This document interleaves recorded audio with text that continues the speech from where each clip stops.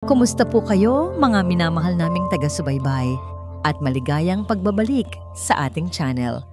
Isang karangalan na muli kayong makasama sa panibagong kwentong ating tatahakin. Sabi nila, ang bawat pamilya raw ay may itinatagong lihim. Ngunit paano kung ang lihim na ito ay kayang sumira hindi lang ng pangalan, kundi ng buong pagkatao? At sa gitna ng kasinungalingan, may pag-asa pa bang mananaig ang katotohanan at tunay na pag-ibig? Samahan ninyo kaming tuklasin ang mga kasagutan sa kwentong ito. Ang unang tunog na sumalubong kay Halina sa unang araw niya sa Hacienda del Silencio ay hindi ang huni ng mga ibon o ang lagaslas ng dahon. Ito ay ang matinis na tunog ng nababasag na babasagin. Sinundan iyon ng isang sigaw na puno ng galit. Isang sigaw na tila kayang palamigin ang mainit na hangin ng hapon. Walang silbi. Ilang beses ko bang sasabihin sa'yo na mag-ingat ka? Nakatayo sa may pintuan ng kusina, hindi gumalaw si Halina. Ang kanyang bagong uniforme bilang kasambahay na si Hali ay malinis at maayos. Ngunit sa ilalim ng suot niyang bestida, ang kanyang mga palad ay nakakuyom na. Hinayaan niyang manatiling kalmado ang kanyang mukha. Isang blangkong canvas habang pinapanood ang eksenang nagaganap sa kanyang harapan. Sa sahig, sa gitna ng mga bubog at basang mantsa, nakaluhod ang isang batang babae. Ang pangalan niya ay Dampi, batay sa sinabi sa kanya ng head housekeeper kanina. Nanginginig ang mga balikat nito habang pinupulot isa-isa ang mga piraso ng basag na baso. Ang kanyang mga hikbi ay mahina. Halos hindi marinig, na para bang natatakot siyang maging ang pag-iyak niya ay isang kasalanan. At sa tapat niya, nakatayo si Senyora Silahis Mandrigal. Matangkad, elegante sa kanyang sutlang damit, ngunit ang kanyang mukha ay nababalot ng puot. Ang kanyang mga mata ay nanlilisik, nakatutok kay Dampi na parang isang agilang handang manila. "Patawad po, Senyora. Patawad po," sabi ni Dampi sa pagitan ng mga hikbi. "Hindi ko po sinasadya. Hindi sinasadya." Umalingaw-ngaw ang boses ni Silahis. "Ang kapabayaan ay hindi aksidente. Ito ay isang pagpili at pinipili mong maging pabaya." Naramdaman ni Halina ang pag-igting ng kanyang panga. Pinilit niyang pakalmahin ang kanyang paghinga. Ito ang dahilan kung bakit siya narito. Hindi lang para hanapin ang nawawalang sisinag luwalhati, kundi para maintindihan ang klase ng pamilyang ito. At sa unang 10 minuto pa lang niya, malinaw na ang lahat. Isang anino ang lumapit sa tabi ni Halina. Ito si Manang Belen, ang matagal ng katiwala at head housekeeper ng hacienda. May ngiti sa kanyang labi, ngunit hindi ito umabot sa kanyang mga mata. "Hali, iha," bulong nito. Ang boses ay kalmado na tila walang naririnig na sigawan. "Hayaan mo na sila. Sanayan lang yan. Halika, ipapakita ko sa iyo ang magiging kwarto mo." Sumunod si Halina kay Manang Belen, ngunit bago siya tuluyang tumalikod, sinulyapan niya ang isa pang tao sa silid. Nakatayo sa may gilid ng malaking hapagkainan, tahimik na nakamasid ang nag-iisang anak ni Silahis, si Alon Montiero. Nakatingin lamang ito sa sahig. Ang kanyang mga kamay ay nasa bulsa. Ang kanyang tindig ay puno ng pagkabalisa. Hindi man lang niya nagawang ipagtanggol ang kawawang katulong. Hindi man lang niya nagawang tignan sa mata ang sariling ina. Para kay Halina, ang katahimikan ni Alon ay mas malakas pa kaysa sa sigaw ng kanyang ina. Habang naglalakad sila sa malawak na pasilyo ng mansyon, hindi maiwasan ni Halina na mamangha sa karangyaan nito. Ang sahig ay gawa sa pinakintab na nara. Ang mga pader ay napipintahan ng mga obra ng mga kilalang pintor. At ang mga bintana ay nagbibigay tanaw sa malawak at luntiang hardin. Ngunit para kay Halina, ang bawat sulok ay isang posibleng taguan. Ang bawat pinto ay isang posibleng lagusan patungo sa isang sikreto. "Maganda, hindi ba?" sabi ni Manang Belen napapansin ang kanyang pagmamasid. Ang Hacienda del Silencio ay isang paraiso, basta't alam mo ang iyong lugar at sinusunod mo ang mga patakaran ni Senyora. Tumangulang si Halina, nagpapanggap na hanga. Opo, manang, napakaganda po. Sa kanilang paglalakad, isang pamilyar na figura ang papalabas mula sa isang silid-aklatan. Ito si Elon. May dalang isang makapal na libro. Tila malalim ang iniisip nito at hindi sila napansin. Sa kanyang pagmamadali, nabangga niya ng bahagya si Manang Belen. Dahilan para mahulog ang librong hawak niya. Ay! Agad na yumuko si Halina para pulutin ito. Don Quixote, basa niya sa pabalat. Salamat, sabi ni Alon. Kinuha ang libro mula sa kamay ni Halina. Sa pagkakataong yon, nagtama ang kanilang mga mata. Nakita ni Halina ang gulat sa mga mata ni Alon. Ngunit sa ilalim ng gulat na yon, may iba pa siyang nakita. Hindi arogansya, hindi galit, kundi isang bagay na mas malalim. Isang bakas ng kalungkutan at takot. Mabilis na umiwas ng tingin si Alon. Pasensya na, sabi niya bago nagmamadaling umalis. Tila may hinahabol o tinatakasan. Naiwan si Halina na nakatayo roon. Hawak pa rin sa isipan ng itsura sa mga mata ni Alon. Siya ang sinasabi nilang weak link, ang susi sa lahat ng ito. Nang gabing iyon, sa maliit at simpleng kwarto para sa mga katulong, nilak ni Halina ang pinto. Hinubad niya ang uniforme ni Hali at isinuot ang isang simpleng t-shirt. Sa wakas, makakahinga na siya. Umupo siya sa gilid ng kama at kinuha mula sa kanyang bag ang isang maliit na silver locket. Binuksan niya ito. Sa loob ay ang litrato ng isang magandang babae na may maningning na ngiti. Si Sinag Luwalhati. Hahanapin kita, bulong niya sa litrato, at ilalabas ko sa impyernong ito. Isinara niya ang locket na may kasamang determinasyon. Ang ngiti ni Sinag ay isang paalala kung ano ang nakataya. Isang buhay na nawawala. Isang katotohanang pilit na tinatabunan. Sa isip niya, nirepaso niya ang mga katotohanan. 3 buwan nang nawawala si Sinag. Sabi ng mga mandrigal, iniwan niya si Alon. Ngunit sabi ng pamilya ni Sinag, hinding-hindi niya iyon magagawa. Walang ransom, walang bakas. Para siyang bulang bigla na lang naglaho. Ang hasiyendang ito na sa labas ay isang paraiso ay isang hawla. At bawat miyembro ng pamilya, bawat katulong ay posibleng susi o kasabwat. Pinatay ni Halina ang ilaw at humiga. Kailangan niyang magpahinga, ihanda ang sarili para sa mga susunod na araw. Ngunit ang kanyang isip ay gising na gising. Pinagdidikit-dikit ang mga piraso ng puzzle. Ang galit ni Silahis, ang takot sa mata ni Alon, ang mga hikbi ni Dampi. Tahimik na ang buong kabahayan. Ang tanging naririnig na lang ay ang marahang tunog ng mga kuliglig sa labas. Ito na marahil ang katahimikang ipinangalan sa hasyenda. Isang katahimikang nakakabingi. Isang katahimikang mapanlinlang. Ipipikit na sana niya ang kanyang mga mata nang may marinig siyang isang tunog na hindi dapat nandoon. Isang mahinang hikbi. Agad siyang napamulat. Napabangon siya ng walang kaluskos. Pinakiramdaman niyang mabuti. Hindi ito galing sa katabing silid kung saan natutulog si Dampi.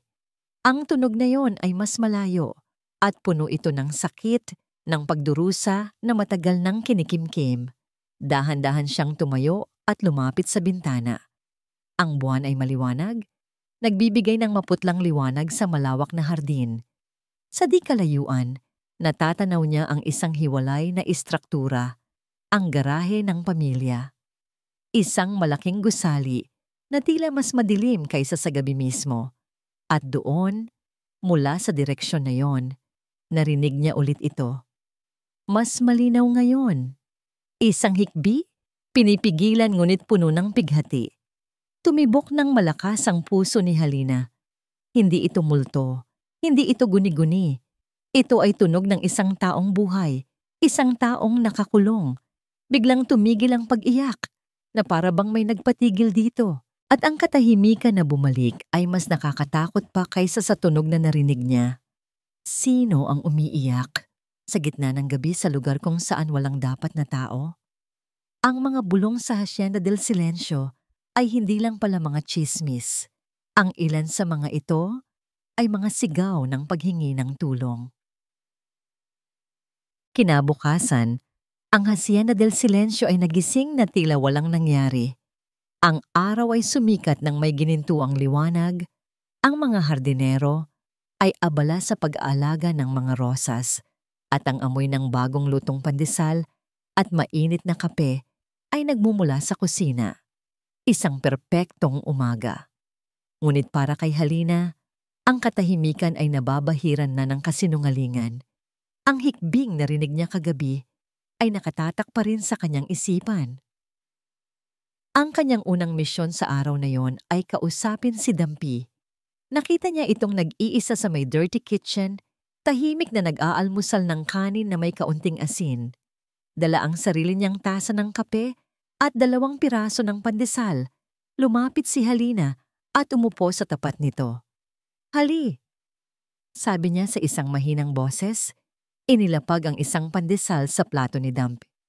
"Kumain ka pa." Napapitlag si Dampi. Ang mga mata niya'y agad na napuno ng takot, na para bang ang simpleng kabaitan ay isang bagay na dapat katakutan. "Salamat po, Ate Hali." Pabulong niyang sagot, hindi ginagalaw ang tinapay. "Walang anuman," sabi ni Halina. Ngumiti siya ng marahan. "Pareho lang tayong nagtatrabaho dito. Dapat magtulungan tayo." Sinubukan niyang magbukas ng usapan. Tinanong ang tungkol sa pamilya nito, sa probinsya nito. Ngunit ang mga sagot ni Dampi ay maikli at nanginginig.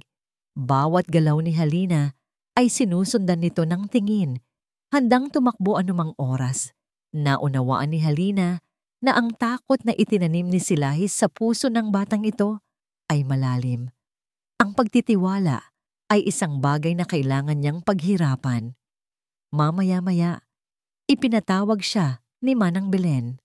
"Hali, ikaw na ang maglinis sa silid-aklatan ni Senyorito Alon." Utos nito. "Maalikabok na raw ang mga libro niya at siguraduhin mong walang anumang bagay na magagalaw sa kanyang mesa." Ito na ang pagkakataong hinihintay niya.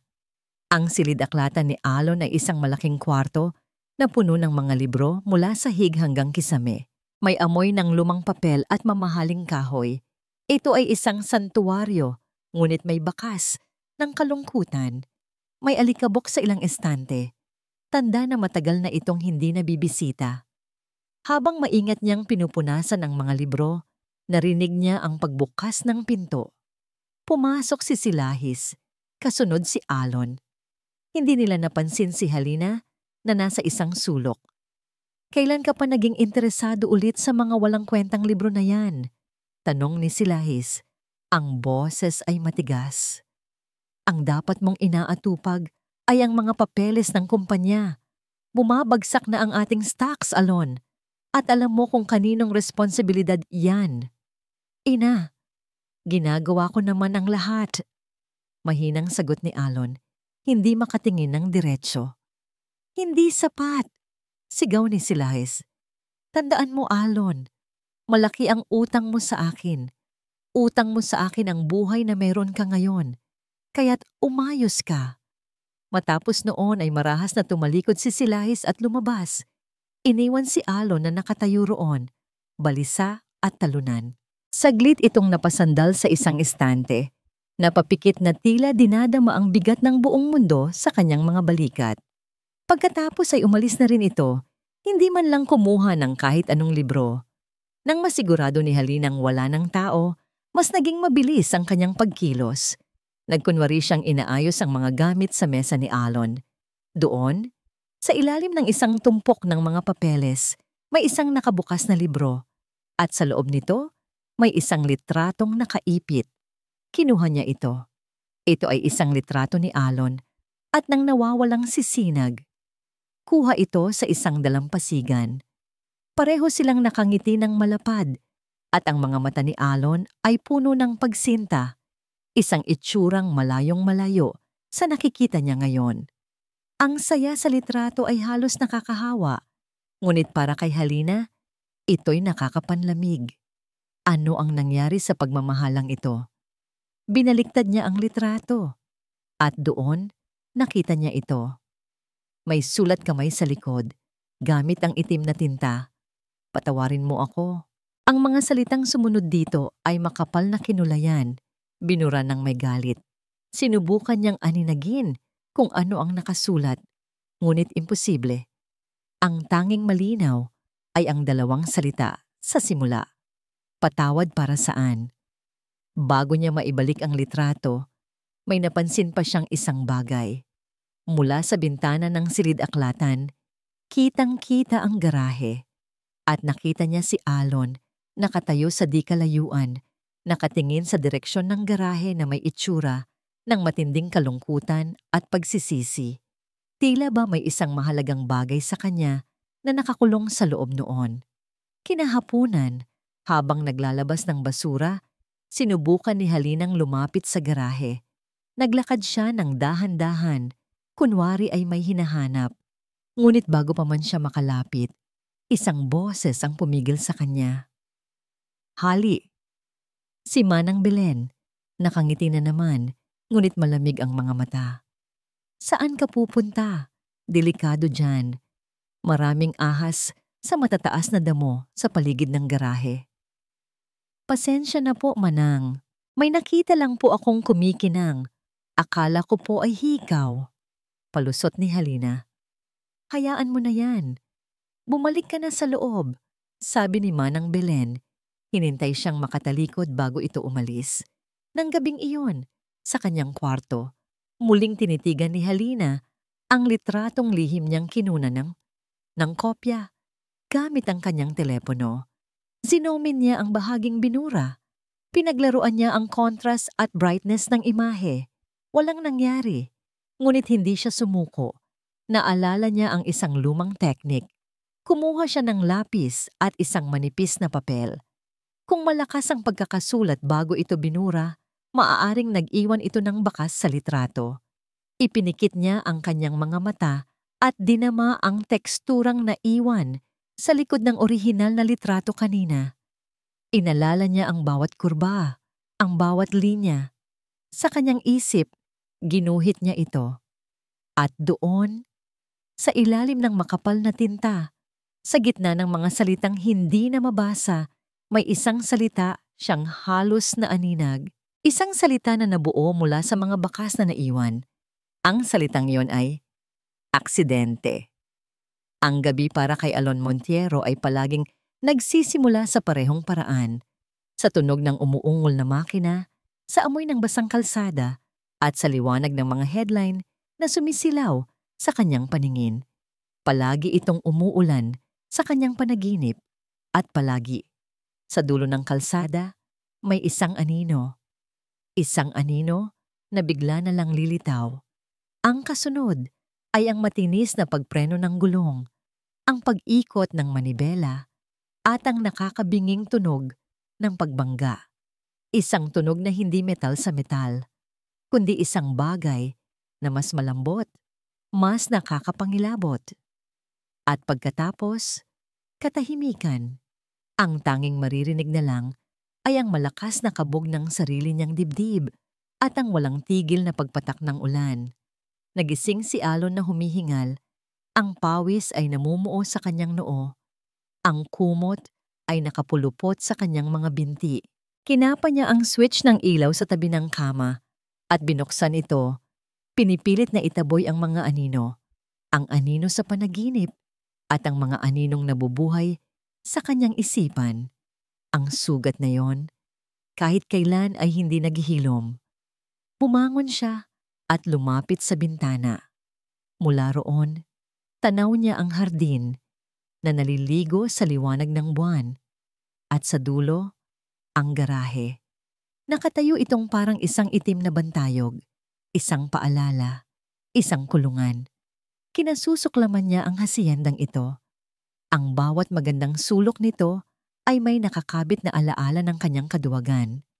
Kinaumagahan, sa hapagkainan, ang tensyon ay hinihiwa ng tinidor at kutsilyo. Hindi ka na naman kumakain. Puna ng kanyang ina, si Silahis, habang eleganteng humihigop ng kape. Kung magkakasakit ka, isa na namang problema yan sa kumpanya. Hindi sumagot si Alon. Pinaglaruan lang niya ang pagkain sa kanyang plato. Tumingin ka sa akin kapag kinakausap kita, mariing sabi ni Silahis. Dahan-dahan niyang itinaas ang kanyang tingin. Nakita niya ang matigas na ekspresyon sa mukha ng ina, ang parehong ekspresyon na nakita niya noong gabing iyon. Ang gabing binalot ng ina ang kanyang krimen at ginawa itong tanikala na ipinulupot sa kanyang leeg. Habang nag-uusap sila, isang katulong ang lumapit para magsalin ng tubig sa kanilang mga baso. Ang bagong katulong, si Hallie. Napansin ni Alon ang paraan ng pagkilos nito. Tahimik, mahusay, halos hindi mo mapapansin. Ngunit ang mga mata nito, may kakaiba sa mga mata nito. Nang magtama ang kanilang paningin kahapon, naramdaman niyang hindi lang siya basta tinitingnan. Sinusuri siya, kinikilatis, at iyon ang nakapagbigay sa kanya ng kaba. Buong araw, naramdaman niya ang presensya nito sa bahay. Isang anino sa kanyang peripheral vision, isang pares ng matang laging nakamasid. Nagsisimula na siyang maging paranoid. Sino ba talaga ang babaeng ito? Nang dumating ang gabi, hindi na niya kinaya. Ang mga pader ng kanyang kwarto ay tila lumiliit. Ang mga bulong ng nakaraan ay lumalakas. Kailangan niya ng hangin. Kailangan niya ng lakas ng loob. Pumunta siya sa kanyang minibar at nagsali ng isang baso ng whiskey. Ininuman niya ito ng isang lagukan. Nagsalin ulit siya at isa pa. Hanggang sa ang init ng alak ay nagsimulang kumalat sa kanyang katawan. Pinapamanhid ang sakit. Pinapatahimik ang mga boses. Dala ang bote, lumabas siya ng kanyang kwarto, naglalakad ng pasuray-suray sa madilim na pasilyo. Isa lang ang kanyang patutunguhan, ang lugar na kinatatakutan niya, pero hindi niya maiwasang puntahan, ang garahe. Ang hangin ng gabi ay malamig sa kanyang balat. Ang damuhan ay basa sa hamog. Bawat hakbang ay mabigat. Nang marating niya ang malaking pinto na gawa sa bakal, isinandal niya ang kanyang noo dito. Ang lamig ng metal ay gumuhit sa kanyang balat. Sinag! Bulong niya. Ang boses ay basag dahil sa alak at pighati. Sinag! Patawarin mo ako. Isang hikbi ang kumawala sa kanyang lalamunan. Kasalanan ko ang lahat. Kung naging matapang lang sana ako, kung hindi lang ako naging duwag. Ang mga luha ay nagsimulang tumulo mula sa kanyang mga mata, humahalo sa alak sa kanyang hininga. Hindi ko sinasadyang mangyari yun. Yung aksidente. Hindi ko sinasadya. Gumuho siya sa paanan ng pinto. Ang likod ay nakasandal dito. Yakap-yakap ang bote, ipinagpatuloy niya ang kanyang mga bulong. Mga salitang dapat sana'y matagal na niyang sinabi. Mga salitang walang pinatutunguhan, kundi sa isang malamig at matigas na bakal. Hindi niya alam kung naririnig siya nito. Hindi niya alam kung buhay pa ba ito. Ang alam lang niya, kailangan niyang ilabas ang lason na pumapatay sa kanya sa loob. Sa gitna ng kanyang pagluluksa, may narinig siyang isang mahinang tunog sa di kalayuan. Isang kaluskos, isang naputol na sanga. Agad siyang napatigil. Tumahimik ang paligid. Ang tanging naririnig na lang ay ang malakas na pagtibok ng kanyang puso. Dahan-dahan, pinilit niyang tumayo. Nanginginig ang kanyang mga tuhod. Maingat siyang lumingon. Ang kanyang mga mata ay nanliliit. Sinusubukang aninagin ang kadiliman. At doon, sa ilalim ng lilim ng isang malaking puno ng akasya, may isang anino. Isang anino na hindi dapat nandoon. Isang anino na nakatayo lang, nakamasid sa kanya. Nanlaki ang kanyang mga mata nang makilala niya kung sino ito. Ang bagong katulong. Si Hallie. Nakatayo ito roon, hindi gumagalaw. At sa isang iglap, ang lahat ng kalasingan ni Alon ay tila naglaho, napalitan ng isang matinding kilabot. Ang paraan ng pagtayo nito, ang paraan ng pagmamasid nito, hindi ito kilos ng isang ordinaryong kasambahay. Lahat ng kanyang hinala at takot ay nagsama-sama sa isang tanong. Sino ka? Tanong niya. Ang boses ay nanginginig hindi dahil sa alak, kundi dahil sa takot. Sino ka ba talaga? Ang tanong ni Alon ay binitawan sa hangin na parang isang sentensya. Sino ka ba talaga? Sa ilalim ng puno ng akasya, hindi gumalaw si Halina. Ang isang ordinaryong kasambahay ay dapat na natakot, dapat na yumuko at humingi ng paumanhin. Ngunit si Halina ay nanatiling nakatayo ng tuwid. Ang liwanag ng buwan ay bahagyang tumatama sa kanyang mukha at sa mga mata niya, walang bakas ng takot. Sa halip, meron itong awa. Hindi po mahalaga kung sino ako, senyorito. Sagot niya, ang boses ay kalmado at malumanay, tila isang haplos sa magulong isipan ni Alon. Ang tanong po, ayos lang po ba kayo? Natigilan si Alon. Hindi ito ang reaksyong inaasahan niya. Sa buong buhay niya, napapaligiran siya ng mga taong sumisigaw, nag-uutos at nanghuhusga. Ngunit ang babaeng ito, sa halip na depensahan ang sarili, ay ibinalik sa kanya ang tanong. Isang tanong na matagal nang walang nagtatanong sa kanya. Biglang nawala ang lahat ng tapang na dala ng alak. Napalitan ito ng isang matinding pagod at kalungkutan. Napayuko siya. Ang mga balikat ay gumuho. Hindi. Umamin siya sa isang halos pabulong na boses. Hindi ako ayos. Dahan-dahang lumapit si Halina. Bawat hakbang ay maingat. Hindi bilang isang investigador na sumusukol sa kanyang biktima, kundi bilang isang taong nakakaintindi. Halata nga po, sabi niya. Naririnig ko po kayo, gabi-gabi. Isang kasinungalingan iyon. Kagabi lang niya narinig ang pag-iyak. Ngunit ito ang kailangan ni Alon marinig. Ang pakiramdam na may nakakakita sa kanyang pagdurusa. Walang nagsalita sa kanila ng ilang sandali. Sila lang dalawa sa ilalim ng tahimik na gabi. Sa anino ng garaheng naglalaman ng napakaraming sikreto. Gusto mo bang maupo muna tayo?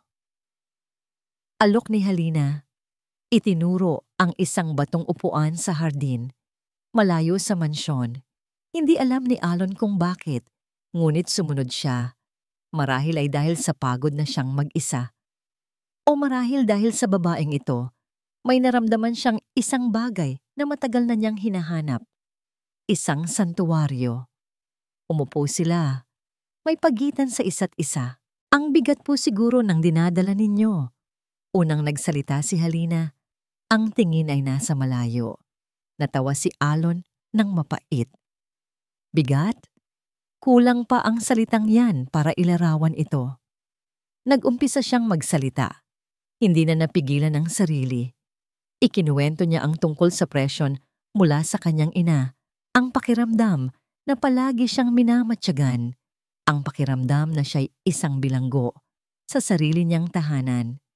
Hindi niya binanggit ang aksidente. Hindi niya binanggit si Sinag. Ngunit ang sakit sa kanyang mga salita ay totoo. Si Halina ay nakinig lang. Bawat salita, bawat buntong hininga ay kanyang sinisipsip, sinusuri. Nakikita niya ang mga bitak sa pader na itinayo ni Alon sa paligid niya. At sa likod ng pader na yon, nakikita niya hindi ang isang duwag. Nakita niya ang isang lalaking nasasaktan at iyon ang nagpabagabag sa kanya. Ang trabaho niya ay gamitin ang kahinaang ito. Ngunit ang puso niya, sa isang sulok nito, ay nagsimulang makaramdam ng simpatya. Kinabukasan, Muling nasaksihan ni Halina ang isang pagtatalo sa pagitan ni Alon at si Lahis sa may pasilyo. Tungkol na naman ito sa negosyo. Wala kang kwenta. Palulubugin mo ang pinaghirapan ng ama mo. Sigaw ni si Lahis. Noon, yumuyuko lang si Alon. Ngunit ngayon, may nag-iba. Itinaas niya ang kanyang ulo. Nagtagpo ang kanilang mga mata ng ina. Nakakuyumom ang kanyang mga kamao sa gilid. Ginagawa ko ang lahat ng makakaya ko, ina. Sabi niya, ang boses ay mahina, ngunit may diin. Bago pa man makasagot si Silahis, mabilis na siyang tumalikod at umalis. Naiwan si Silahis na gulat. At mula sa di kalayuan, nakita ni Halina ang lahat. Ang maliit na pagbabagong yon. Dahil ba, sa kanya. Kinahapunan, habang nag-aayos ng mga rosas sa hardin si Halina, dumating si Alon. Nagkunwari siyang hindi ito napansin. Hali tawag nito. Lumingon siya. Senyorito, may dala itong isang baso ng tubig. Para sa'yo, baka nauuhaw ka na. Sa kanyang pag-abot, hindi sinasadyang sumayad ang kanyang kamay sa isang malaking tinik ng rosas. Aray!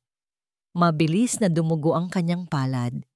Naku, ayos lang po ako, sabi niya. Ngunit kitang-kita ang sakit sa kanyang mukha.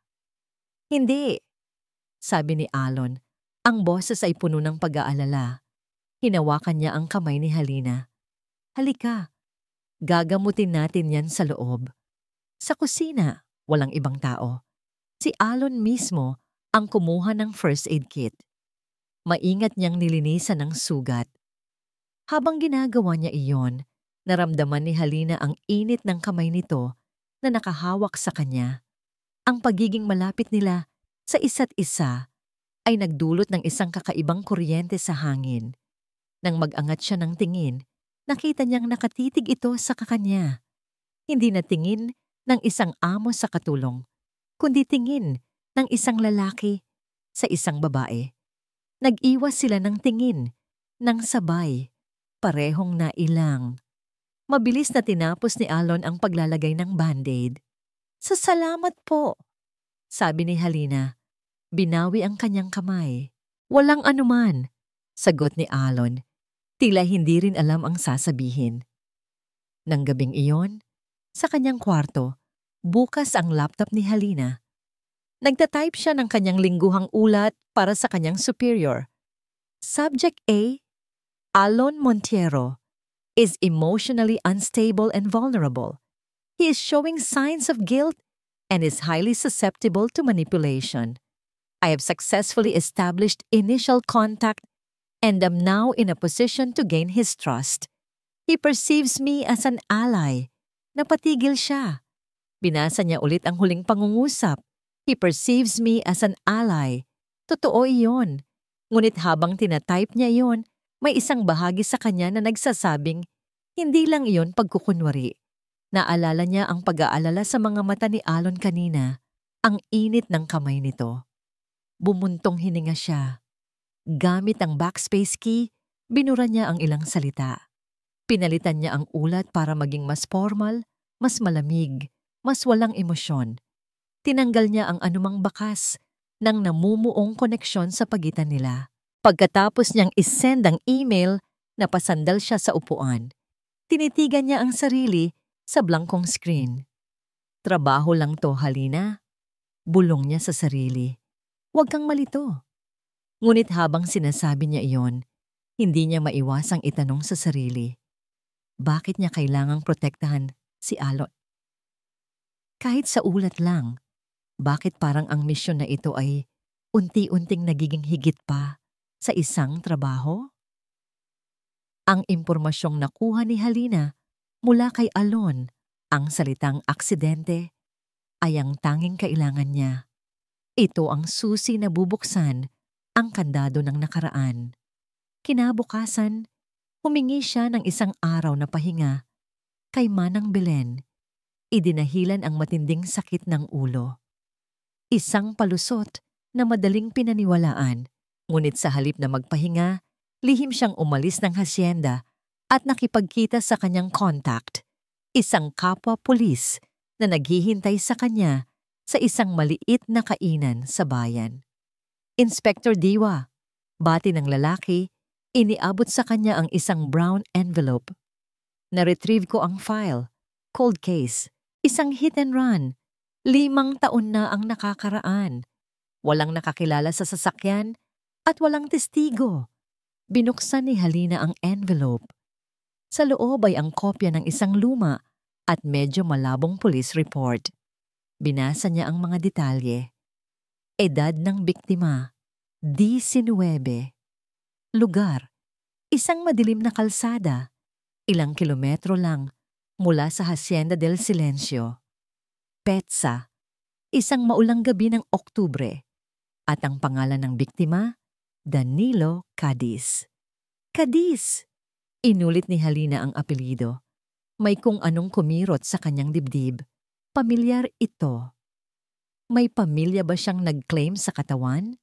Tanong niya. Oo, isang nakababatang kapatid na babae. Siya na lang daw ang natitirang pamilya. Ayon sa report, ang pangalan niya ay Niset Cadiz. Niset. Ang palayaw ni Dampi. Biglang nanlamig ang buong katawan ni Halina. Ang hangin sa kanyang baga ay tila naubos. Nagpaalam siya sa kanyang contact. Ang isip ay lumilipad. Ang mga piraso ng puzzle ay nagsimulang magkabit-kabit sa isang paraang nakakapangilabot. Pagbalik niya sa hasyenda, hinanap niya agad si Dampi. Nakita niya itong mag-isang naglalaba sa likod bahay. Lumapit si Halina. Dala ang isang baso ng malamig na tubig. Dampi, pahinga ka muna, sabi niya sa pinakamalumanay na boses na kaya niya. Umupo sila sa isang bangko sa ilalim ng puno ng mangga. Pagkatapos ng ilang minutong katahimikan, nagsalita si Halina. Alam mo, naaalala ko sa iyo ang kapatid ko. Ganyan din siya kasipag. Sa unang pagkakataon, nakita ni Halina ang isang munting kislap sa mga mata ni Dampi. May kapatid po kayo, Ate Hali? Oo, pero matagal na kaming hindi nagkita. Tumingin siya kay Dampi. Ikaw? May mga kapatid ka ba? Biglang nagbago ang itsura ni Dampi. Ang munting kislap ay napalitan ng isang ulap ng kalungkutan. Yumuko ito. Mayroon po. Noon. Anong nangyari? Isang luha ang pumatak mula sa mata ni Dampi. Ang Kuya Danilo ko po. 5 taon na po siyang wala. Nasagasaan po siya. Sabi po ng pulis, tumakas daw po ang nakabangga sa kanya. Hinawakan ni Halina ang nanginginig na kamay ni Dampi. Pasensya na, hindi ko sinasadyang ipaalala. Umiling si Dampi. Kumuha ito ng isang luma at lukot na pitaka mula sa kanyang bulsa. Mula roon, maingat niyang inilabas ang isang litrato na nakatupi. Ito po siya, sabi niya. Ipinakita ang litrato kay Halina. Ang Kuya Danilo ko. Siya na po ang nag-alaga sa akin simula noong nawala ang mga magulang namin. Sabi niya, magtatrabaho siya ng mabuti para makapagtapos ako ng pag-aaral. Tinitigan ni Halina ang litrato. Isang binatang nakangiti, payat ngunit masayahin ang mga mata. Puno ng pangarap, puno ng buhay. Ang parehong mukha na nakita niya sa police report kanina. Nang gabing iyon, sa loob ng kanyang kwarto, nilak ni Halina ang pinto. Inilabas niya ang kopya ng police report at inilagay sa tabi ng litratong kinunan niya mula sa telepono ni Dampi. Magkatabi ang 2 imahe. Ang opisyal na larawan mula sa file ng pulis, malamig, walang buhay. At ang larawan mula sa pitaka ni Dampi, mainit, puno ng pag-asa. Iisang mukha, si Danilo Cadiz, ang kapatid ni Dampi, ang lalaking sinagasaan ni Alon Montero. Biglang naintindihan ni Halina ang lahat. Ang bawat piraso ay lumagay sa tamang lugar na may kasamang nakakabinging katotohanan. Ang kalupitan ni Silahis kay Dampi ay hindi basta-basta. Bawat sigaw, bawat sampal ay isang paraan para parusahan hindi lang si Dampi, kundi pati na rin si Alon. Bawat araw, pinipilit niyang makita ni Alon ang buhay na anino ng kanyang kasalanan. Si Dampi ay isang buhay na paalala, isang tanikala. Ang pagkakasala ni Alon ay hindi lang dahil sa isang aksidente. Ito ay isang kasalanang araw-araw niyang nakikita. Araw-araw niyang tinatalikuran. Isang matinding galit ang umakyat sa puso ni Halina. Galit para kay Silahis. Galit para sa inhustisya. Tumingin siya sa bintana, sa di kalayuan, sa ilalim ng ilaw sa hardin. Nakita niya si Alon na nagbabasa ng libro. Payapa. Tila walang anumang bumabagabag. Ngunit ngayon, kapag tinitingnan niya ito, hindi na awa ang nararamdaman niya, kundi isang halo ng galit at habag na hindi niya maipaliwanag. Ang lalaking nagsimula niyang kaawaan ay siya ring halimaw na sumira sa buhay ng isang inosenteng pamilya. Nagdesisyon siya. Tapos na ang paghihintay. Kinuha niya ang kanyang telepono, dala ang litrato ni Danilo. Lumabas siya ng kanyang kwarto at naglakad ng may determinasyon patungo sa silid-aklatan, kung saan alam niyang madalas magpunta si Alon pagkatapos maghapunan. Naroon nga ito, nag-iisa. Hindi siya kumatok. Dire-diretso siyang pumasok. Napatingala si Alon, nagulat. Ngumiti pa ito nang bahagya nang makita siya. "Hali, may kailangan ka?" Hindi sumagot si Halina. Lumapit siya sa mesa. Ang kanyang muka ay seryoso. Walang emosyon. Ang kanyang mga mata ay matalim na parang punyal. Dahan-dahan, inilapag niya ang telepono sa ibabaw ng mesa. Ang screen ay nakaharap kay Alon. Nasa screen ang masayang mukha ni Danilo Cadiz. Tumingin si Alon sa litrato. Pagkatapos ay kay Halina, nagtataka. "Naaalala mo ba siya?" Tanong ni Halina. Ang boses ay malamig, mabigat, at puno ng diin. Ang ngiti sa mukha ni Alon ay unti-unting naglaho. Ang pagtataka sa kanyang mga mata ay napalitan ng isang emosyon na masyadong pamilyar kay Halina. Ang hubad na takot ng isang taong nahuli na. Tinitigan niya ang litrato sa telepono. Ang kanyang paghinga ay naging mababaw at mabilis. Ang kanyang mga kamay na nakapatong sa mesa ay nagsimulang manginig. Kilala niya ang mukhang iyon. Paanong hindi? Ang mukhang iyon ang bumibisita sa kanyang mga panaginip gabi-gabi. Sino yan? Tanggi niya. Ngunit ang boses niya ay di basag. Isang halatang pagsisinungaling. Hindi kumurap si Halina. "Ang kuya ni Dampi," sabi niya. Bawat salita ay parang isang suntok. Ang pangalan niya ay Danilo. 19 anyos. Pangarap niyang maging engineer. Biglang tumayo si Alon na itulak ang upuan sa likuran niya. "Hindi ko alam ang sinasabi mo. Ano bang kinalaman ko dyan?" 5 taon na ang nakakaraan. Ipinagpatuloy ni Halina. Ang boses ay nanatiling kalmado, ngunit may bigat. Isang maulang gabi ng Oktubre, isang madilim na kalsada, isang itim na kotse. Bawat detalye ay parang isang pako na ibinabaon sa dibdib ni Alon. Napahawak siya sa gilid ng mesa para suportahan ang sarili. Ang kulay sa kanyang mukha ay nawala.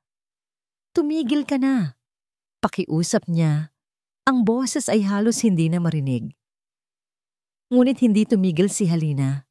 Lumapit siya. Ang distansya sa pagitan nila ay lumiliit. "Tumakas ka. Iniwan mo siyang nakahandusay sa kalsada. At ang ina mo, tinulungan kanyang pagtakpan ng lahat.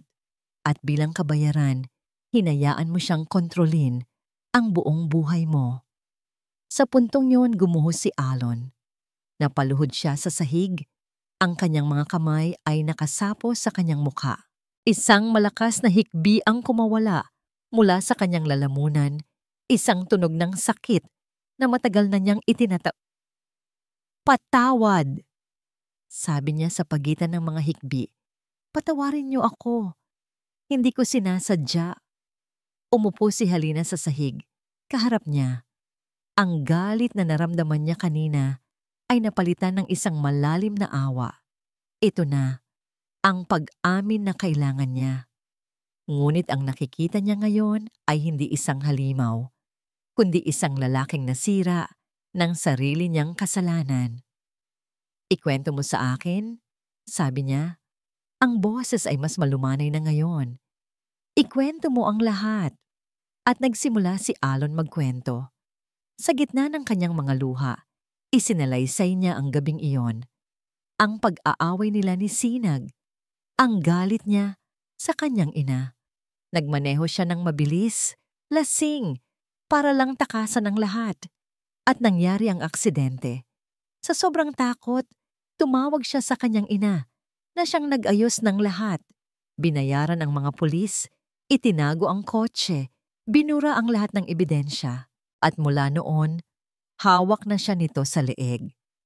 At si Sinag, tanong ni Halina, anong nangyari sa kanya?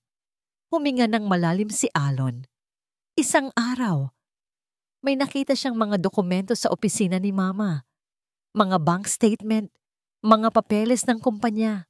Nalaman niyang ninanakawan ni Mama ang sarili naming kumpanya. Inililipat niya ang pera sa isang offshore account. Iyon ang dahilan kung bakit bumabagsak ang aming stocks. Si Mama ang may kasalanan. Naalala ni Halina ang mga sigaw ni Silahis na sinisisi si Alon sa pagbagsak ng kumpanya. Isang napakatusong paraan para ilihis ang atensyon. Kinumpronta siya ni Sinag, pagpapatuloy ni Alon. Sinabi ni Sinag na isisiwalat niya ang lahat. Hindi lang ang pagnanakaw, kundi pati na rin ang tungkol sa aksidente. Sinabi niyang, kailangan kong harapin ang aking pagkakamali. Na yun lang ang paraan para makalaya ako. Ngunit hindi iyon ang ginawa ng ina mo. Umiling si Alon. Ang luha ay muling dumaloy. Ikinulong siya ni Mama. Sabi niya, para daw protektahan ako. Pero ang totoo, para protektahan niya ang sarili niya. Halina, tatakot ako. Baka may gawin siyang masama kay Sinag. Sa wakas, ang buong katotohanan ay lumabas na. Ang pagkawala ni Sinag ay hindi lang para pagtakpan ang isang krimen, kundi para itago ang isa pang mas malaking kasalanan. Biglang tumayo si Alon. May bagong determinasyon sa kanyang mga mata. Isang determinasyon na ngayon lang nakita ni Halina. Kailangan nating ilabas siya doon. Tutulungan kita. Pumunta siya sa isang estante ng libro, tinanggal ang ilang libro, at mula sa likod nito ay may kinuha siyang isang susi. Isang luma at kinakalawang na susi. Ito ang susi sa pinto sa likod ng garahe. Ang tanging susi na hindi alam ni Mama na nasa akin. Sabi niya, iniabot ito kay Halina. Ang kanyang kamay ay nanginginig, ngunit ang kanyang tingin ay matatag. Ang pagtitiwala niya kay Halina ay buo. Ang pag-asa niya ay na kay Halina. Kinuha ni Halina ang susi. Ang bigat nito sa kanyang palad ay parang bigat ng 2 buhay. Salamat, Alon. Sabi niya, gagawin ko ang lahat. Nagmamadali siyang tumalikod, handa nang isagawa ang pinakamapanganib na bahagi ng kanyang misyon. Ngunit bago pa man siya makahakbang palabas ng pinto, isang boses ang pumigil sa kanila. Isang boses na kalmado, pamilyar, at ngayon ay nakakakakilabot. Saan ka pupunta, Hali? May kailangan ka ba? Pareho silang napalingon ni Alon. Nakatayo sa may pintuan, dala ang isang tray ng tsaa ay si Manang Belen. Ang kanyang mukha ay may parehong nangiti na lagi niyang ipinapakita. Ngunit ang kanyang mga mata na nakatutok sa susing hawak ni Halina ay kasing lamig ng yelo. Sa isang iglap, ang hangin sa silid-aklatan ay naging mabigat at hindi mapaghingahan.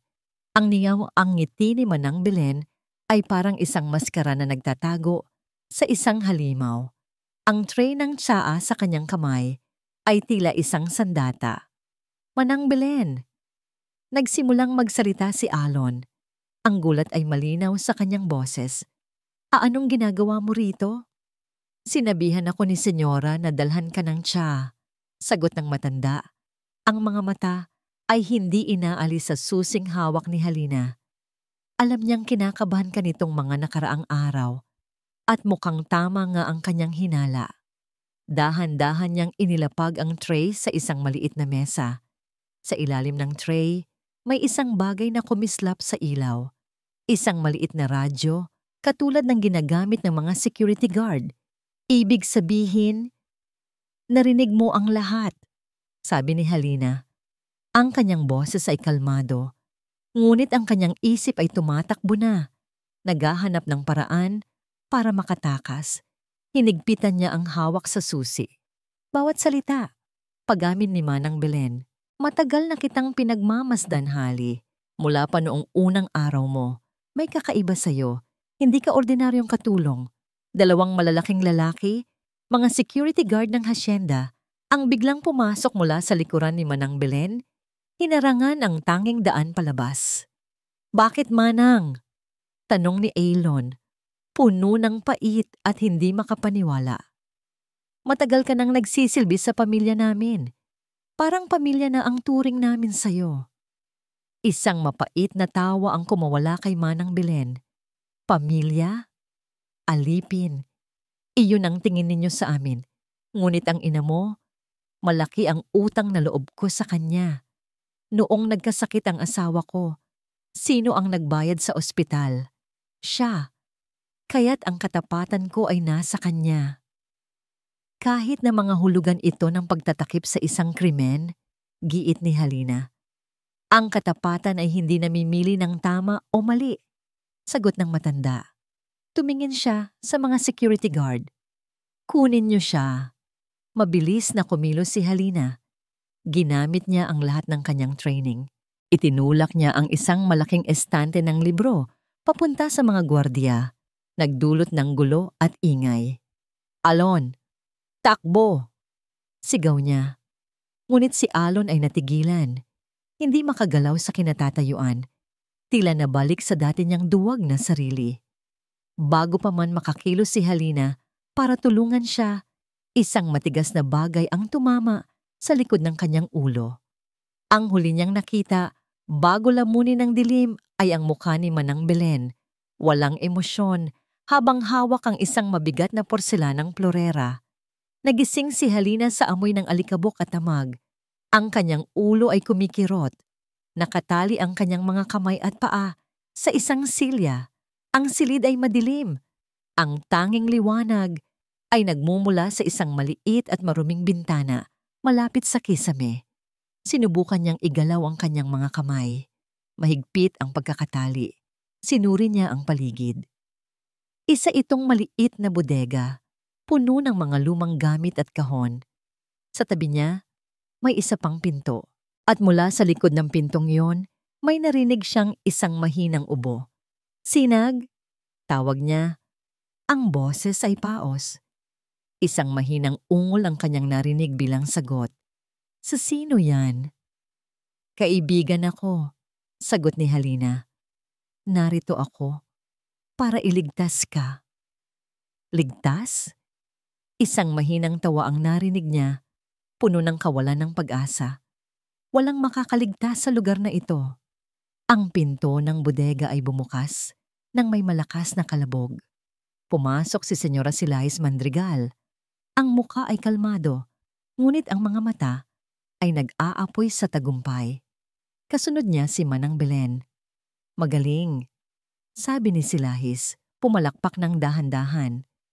Isang detective, tama? Kahanga-hanga. Akalain mong ang isang basahan ay may tinatagong pangil. Lumapit siya kay Halina at hinawakan ng mahigpit ang kanyang panga. Ngunit lahat ng aso, gaano man katalino, ay kailangan pa ring sumunod sa kanilang amo. Hindi ka magtatagumpay, sabi ni Halina. Tinitigan si Silahis ng diretso sa mata. Tumawa si Silahis. Talaga ba? Tingin mo sino ang maniniwala sa'yo? Isang katulong na bigla na lang nagwala at sinubukan saktan ng pamilya namin. At si Alon, ang duwag kong anak, magsasalita siya. Oo. Ngunit pagkatapos ng ilang araw, babalik din siya sa akin. Palagi siyang bumabalik. Ano ang plano mo? Tanong ni Halina. Simple lang, sabi ni Silahis. Lumakad siya palibot sa silid. Isang malungkot na aksidente.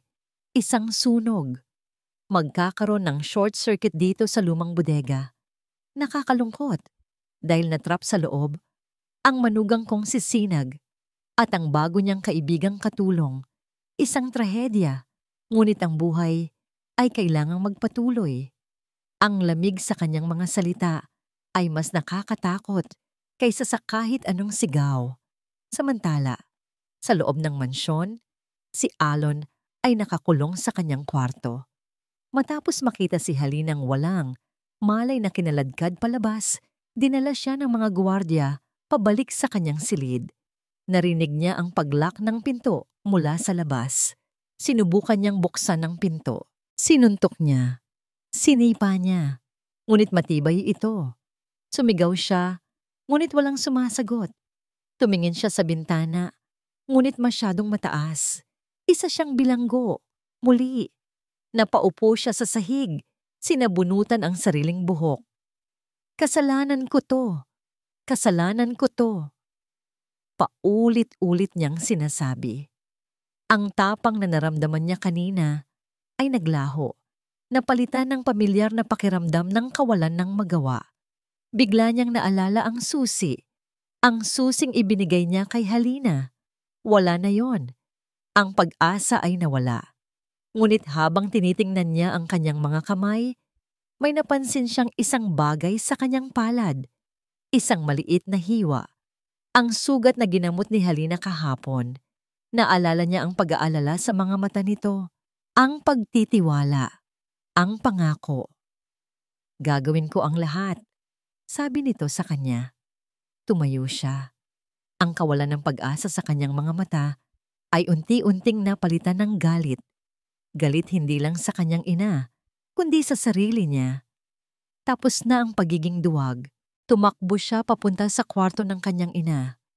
Alam niyang wala ito doon. Nagmamadali niyang hinalughog ang mga gamit nito. Hinahanap ang susi sa kanyang kwarto. Walang-wala. Nang halos sumuko na siya, nakita niya ang bag ng ina sa ibabaw ng kama. At mula sa gilid nito, may lumabas na isang pamilyar na amoy. Amoy ng gas. Binuksan niya ang bag. Sa loob, kasama ng mamahaling pabango at lipstick, ay isang maliit na lighter. At sa tabi nito, ang susi sa pinto ng kanyang kwarto. Ngunit ang nakapagpatigil sa kanya ay ang isang maliit na bote na may lamang likido. Kinuha niya ito. Amoy gasolina. Naintindihan niya. Hindi lang sila ikukulong. Susunugin sila. Sa sandaling iyon, tumakbo si Alon. Tumakbo siya ng mas mabilis kaysa sa dati, dala ang galit at ang isang huling piraso ng pag-asa. Tumakbo siya patungo sa kanyang ina, na nakita niyang naglalakad patungo sa garahe, dala ang isang maliit na pulang lalagyan. Ina! Sigaw niya. Lumingon si Silahis. Nagulat. Ngunit ang gulat ay napalitan ng isang malamig na ngiti. Alon, anak ko, mabutit nakalabas ka. Halika, tulungan mo akong linisin ang ating mga problema. Tumingin si Alon sa ina. Pagkatapos ay sa hawak nitong lalagyan ng gasolina.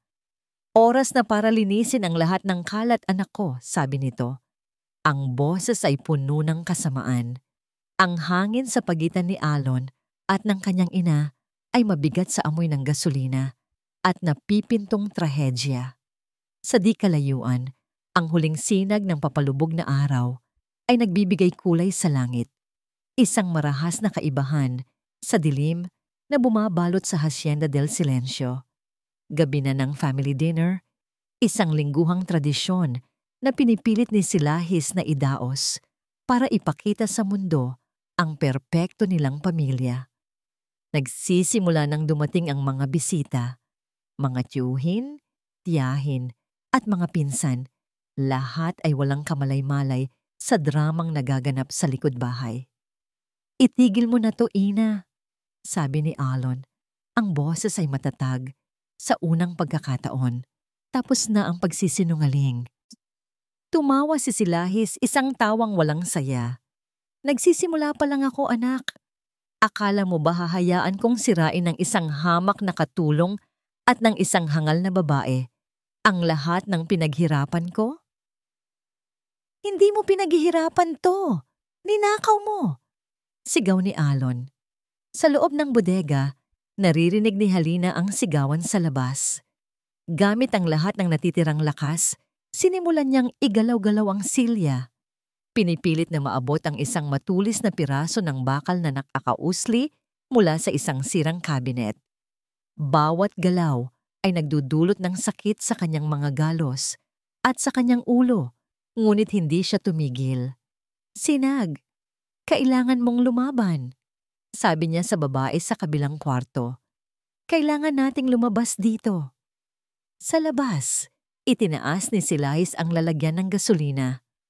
"Tumabi ka, Alon. Huwag mo akong subukan." Ngunit hindi tumabi si Alon. Sa halip, ginawa niya ang isang bagay na hindi inaasahan ng lahat. Tumakbo siya. Hindi palayo, kundi papunta sa harapan ng mansyon, kung saan nagkakasiyahan ang kanilang mga bisita sa hardin. "Tulong!" sigaw niya sa abot ng kanyang makakaya. Ang boses ay puno ng desperasyon. "Tulong! Ang ina ko ay isang mamamatay tao." Natigil ang musika. Lahat ng bisita ay napalingon sa kanya. Gulat na gulat. "Alon, ano ang ginagawa mo?" sigaw ni Silahis sumunod sa kanya. Ang muka ay namumula sa galit at hiya. "Tinatago niya ang asawa ko sa garahe," patuloy ni Alon. "At may plano siyang patayin itong ngayong gabi." Sa gulat ng lahat, itinulak ni Alon ang isang malaking mesa na puno ng pagkain. Ang mga plato, baso at pagkain ay nagkalat sa damuhan. Gulo, kaguluhan. Iyon ang kailangan niya. Ang atensyon ng lahat ay nasa kanya na. Samantala, sa loob ng bodega, sa wakas ay naabot ni Halina ang matulis na bakal. Ginamit niya ito para unti-unting putulin ang lubid sa kanyang mga kamay. Bawat hiwa ay isang panganib, ngunit hindi siya nag-atubili. Nang makalaya ang kanyang mga kamay, mabilis niyang tinanggal ang tali sa kanyang mga paa. Tumakbo siya papunta sa pintong naghihiwalay sa kanya at kay Sinag. Nilako ito. Gamit ang isang piraso ng metal, sinubukan niyang sirain ang lock. Sa labas, ang eksena ay parang isang pelikula. Hinabol ni Silahis si Alon. Sinubukang takpan ang bibig nito. Nagpambunuo sila sa harap ng kanilang mga kamag-anak. "Baliw ka na ba?" bulong ni Silahis. "Sisirain mo ang pangalan ng pamilya." "Wala nang pamilya," sagot ni Alon. Tinulak ang ina palayo. "Ikaw ang sumira dito." Sa wakas, bumukas ang lock. Pumasok si Halina sa kabilang kwarto. Nakita niya si Sinag sa isang sulok. Payat, marumi, at takot na takot, ngunit buhay. "Halika na," sabi ni Halina. Tinulungan itong tumayo. "Kailangan na nating umalis." Habang nagkakagulo sa labas, kinaladkad ni Silahis si Alon. "Alon, pabalik sa garahe. Kung ayaw mong makisama, idadamay na kita." Sigaw niya. Binuksan ang takip ng lalagyan ng gasolina. "Hindi mo na kailangang gawin yan, senyora."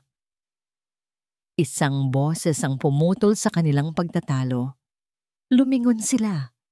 Nakatayo sa pintuan ng bodega si Halina. Suot pa rin ang kanyang uniforme ng katulong, ngunit ang kanyang tindig ay tindig ng isang alagad ng batas. Sa tabi niya, nakahawak sa kanya, ay si Sinag na umiiyak, ngunit matatag. Natigilan si Silahis. Ang kanyang mukha ay nagpakita ng purong gulat at pagkatalo. "Detective Halina Diwa, Philippine National Police." Pakilala ni Halina. Ang boses ay umalingaw-ngaw sa katahimikan. Senyora Silahis Mandrigal, arestado ka sa kasong kidnapping, attempted murder, at fraud. Tila doon lamang natauhan si Silahis. Itinapon niya ang lalagyan ng gasolina papunta sa direksyon ni Halina at Sinag at sinubukang tumakbo. Ngunit hinarangan siya ni Alon. Hindi ka na makakatakas, Ina. Sa sandaling iyon, ang tunog ng mga sirena ng pulis ay nagsimulang marinig, papalakas ng papalakas. Mula sa lahat ng direksyon, pinalibutan ng mga pulis ang hasyenda, ang kanilang mga ilaw ay kumukutitap sa dilim. Si Manang Belen at ang mga gwardiya ay mabilis na nahuli. Lumapit ang mga pulis kay Silahis, pinusasan ito. Habang dinadala siya palayo, ang kanyang mga mata ay puno ng galit, nakatutok kay Alon. "Traidor!" sigaw niya. "Dudurugin kita." Ngunit hindi natinag si Alon. Sa unang pagkakataon, naramdaman niya ang kapayapaan. Sa gitna ng kaguluhan, nagtama ang mga mata ni Halina at Alon. Lumapit ang isang pulis kay Alon. "Kailangan mo ring sumama sa amin," sabi ng pulis ng may paggalang. Hindi nagulat si Alon. Inaasahan na niya ito. Tumango siya. Ito ang kabayaran. Ito ang kanyang paglaya. Bago siya umalis, tumingin siya kay Halina. Walang salitang namutawi, ngunit sa kanilang mga mata, isang mensahe ang naiparating. Isang mensahe ng pasasalamat, ng pag-unawa, at ng isang pangakong hindi masusukat ng panahon. Lumipas ang ilang linggo. Ang ingay ng mga sirena at sigawan sa Hacienda del Silencio ay napalitan na ng isang bagong uri ng katahimikan. Hindi na ito ang katahimikang nakakabingi at puno ng takot, kundi isang katahimikang payapa. Ang mga bulong ay wala na. Si Sinag luwalhati matapos ang ilang linggong pagpapagaling sa pisikal at emosyonal na trauma, ay nagpasya na iwan ang hasyenda. Sa huling araw niya, bago siya umalis para magsimula ng bagong buhay sa ibang bansa, kinausap niya si Halina. "Hindi ko alam kung paano kita pasasalamatan," sabi ni Sinag. Ang mga mata ay may bakas pa rin ng kalungkutan, ngunit mayroon ng kislap ng pag-asa. "Binigyan mo ako ng pangalawang pagkakataon sa buhay. Binigyan mo rin ang sarili mo," sagot ni Halina, hinawakan ng kamay nito. Sa pamamagitan ng hindi pagsuko, naging gitian sila, isang pag-unawa sa pagitan ng dalawang babaeng sinubok ng tadhana. Isang maaraw na umaga, sinamahan ni Halina si Dampi sa sementeryo ng bayan. Dala nila ay isang palumpon ng puting bulaklak. Tahimik silang tumayo sa harap ng isang simpleng puntod, Danilo Cadiz. Sumalangit nawa. Maingat na inilapag ni Dampi ang mga bulaklak sa ibabaw ng puntod. Hinaplos niya ang pangalan ng kanyang kuya, walang luhang pumatak. Sa halip, pagkatapos ng ilang sandali ng pananahimik, dahan-dahan siyang lumingon kay Halina. At sa unang pagkakataon, mula nang makilala siya ni Halina, ngumiti si Dampi. Isang maliit, mahiyain, ngunit totoong nangiti. Isang nangiting nagsasabing ang hustisya, kahit na huli, ay may kakayahang maghilom. Ang araw ng pagbisita ay dumating. Umupo si Halina sa loob ng city jail, sa isang silid na pinaghihiwalay ng isang makapal na salamin. Maya-maya, pumasok si Alon sa kabilang panig. Suot ang kulay kahel na uniforme ng bilanggo. Mas payat siya ngayon, ngunit ang pagkabalisa sa kanyang mga mata ay wala na. Napalitan ito ng isang kapanatagan. Kinuha nila ang teleponong magkokonekta sa kanila. "Kumusta ka?" unang tanong ni Halina. Ngumiti si Alon, isang ngingiting totoo at walang bigat. "Mas maayos ako ngayon kaysa noong nasa labas ako." Tumingin siya sa mga kamay niya. "Dito, malinaw ang lahat. May kasalanan ako at kailangan kong pagbayaran, ganoon lang kasimple." "Inamin mo ang lahat," sabi ni Halina. "Ang kooperasyon mo ang nagpabilis sa kaso laban sa ina mo. Iyon ang nararapat, sagot ni Aelon.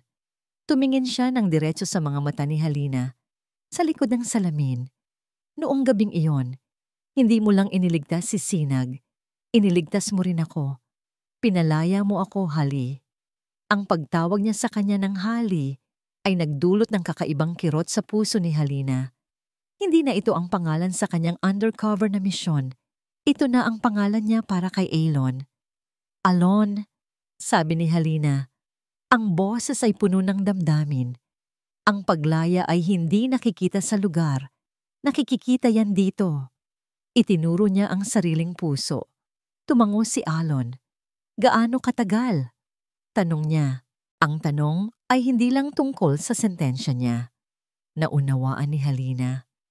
Hindi mahalaga kung gaano katagal, sagot niya. Inilapat ang kanyang palad sa malamig na salamin. Hihintayin kita. Sa kabilang panig, inilapat din ni Alon ang kanyang palad, katapat ng kamay ni Halina. Hindi man sila magkadikit, naramdaman nila ang init, ang pangako, ang isang pag-ibig na isinilang sa gitna ng kasinungalingan, ngunit pinanday ng katotohanan. Makalipas ang ilang araw, bago siya bumalik sa kanyang tungkulin sa Maynila, bumisita si Halina sa huling pagkakataon sa Hacienda del Silencio. Hindi na ito ang Hacienda del Silencio. Ibinebenta na ito. Ang mga gamit ay nakatakip ng puting tela.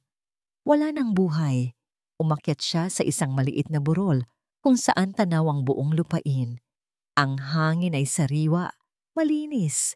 Ang dating mansyon na simbolo ng kadiliman ay ngayon ay isa na lang gusali na naghihintay ng bagong simula. Naalala niya ang lahat. Ang sigaw, ang mga luha, ang takot, ang pag-amin, ang pag-asa. Isang misyon na naging higit pa sa isang trabaho. Isang kaso na nagbukas hindi lang ng mga sikreto, kundi pati na rin ng kanyang puso. Huminga siya ng malalim. Pinuno ang kanyang baga ng hangin ng pagbabago. At sa unang pagkakataon, sa loob ng mahabang panahon, hindi bilang detective diwa na laging seryoso, kundi bilang si Halina na natutong umunawa at magmahal. Ngumiti siya. At sa ngiting iyon ni Halina, dito po nagtatapos ang kwento nila ni Alon. Isang paglalakbay na nagturo sa atin na ang katotohanan, gaano man kasakit, ang siyang susi sa paglaya at ang pag-ibig sa pinakadalisay nitong anyo, ang siyang naghihilom sa pinakamalalim na sugat. Taos puso po kaming nagpapasalamat sa inyong walang sawang pagsubaybay sa bawat kabanata ng kwentong ito. Naramdaman namin ang inyong mga damdamin sa bawat sandali. Nais po naming marinig ang inyong saloobin. Ano po ang masasabi ninyo sa naging katapusan ng kwento ni Halina at Alon?